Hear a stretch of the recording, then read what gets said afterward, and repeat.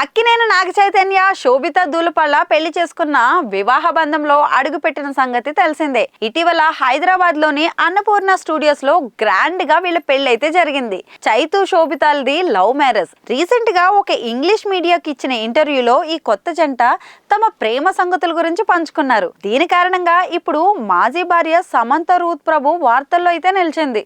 నాగచైతన్య శోభిత తమ పరిచయం, ప్రేమ, పెళ్లి గురించి తొలిసారిగా మాట్లాడడం అందరి దృష్టిని ఆకర్షించింది. చైతు ఎప్పుడు తనను తెలుగులో మాట్లాడమని ప్రోత్సహించేవారని, దాని వల్లనే తమ బంధం మరింత బలపడిందని శోభిత చెప్పింది. సినీ ఇండస్ట్రీలో విభిన్న భాషలు మాట్లాడే వారిని కలుస్తుంటాం. మాతృభాష తెలుగులో మాట్లాడే వారిని చూస్తే నాకు బాగా ముచ్చటేస్తుంది.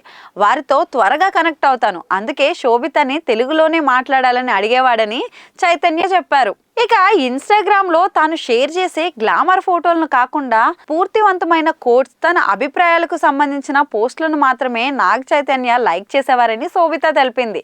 దీంతో చైతుతో సమంత తెలుగులో మాట్లాడేది కదా, గ్లామర్ ఫోటోలు పోస్ట్ చేయడం చైతన్యకి నచ్చలేదా? ఇద్దరి మధ్య ఎక్కడ సమస్య వచ్చింది? అసలు విడాకులకి దారి తీసిన పరిస్థితులేంటి అంటూ సోషల్ మీడియాలో నెటిజన్లు అయితే డిస్కస్ చేయడం మొదలు పెట్టేశారు. కొందరైతే ఎప్పట్లాగే తప్పులను వెతుక్కుంటూ ఆమెను ట్రోల్ చేస్తున్నారు. ఏమై చేసావే సినిమాలో తొలిసారిగా కలిసి నటించిన నాగ చైతన్య సమంత కొన్నాళ్ల పాటు ప్రేమించుకొని 2017లో పెళ్లి చేసుకున్నారు. అయితే 4 ఏళ్లు తిరగకుండానే విడిపోతున్నట్లుగా ప్రకటించారు. దీనికి గల కారణాలనైతే వెల్లడించలేదు. అయితే ఇద్దరిలో తప్పెవరిది అనే విషయం మీద నెటిజన్లు ఇప్పటికే 2 వర్గాలు చీలిపోయి ట్రోల్ చేసుకుంటూనే ఉన్నారు. మెజారిటీ వర్గం సమంతదే తప్పన్నట్లుగా మాట్లాడుతూ ఉన్నారు. ఈ విడాకుల విషయంపై చై, సామ్ ఇప్పటికే పలు సందర్భాల్లో స్పందించారు. అలా జరగడం దురదృష్టకరమని, తన జీవితంలోని ఆ దశపై తనకు ఎంతో రెస్పెక్ట్ ఉందని చైతన్య చెప్పారు. విడిపోవడం తనను ఎంతో బాధ పెట్టిందని సమంత చెప్పింది.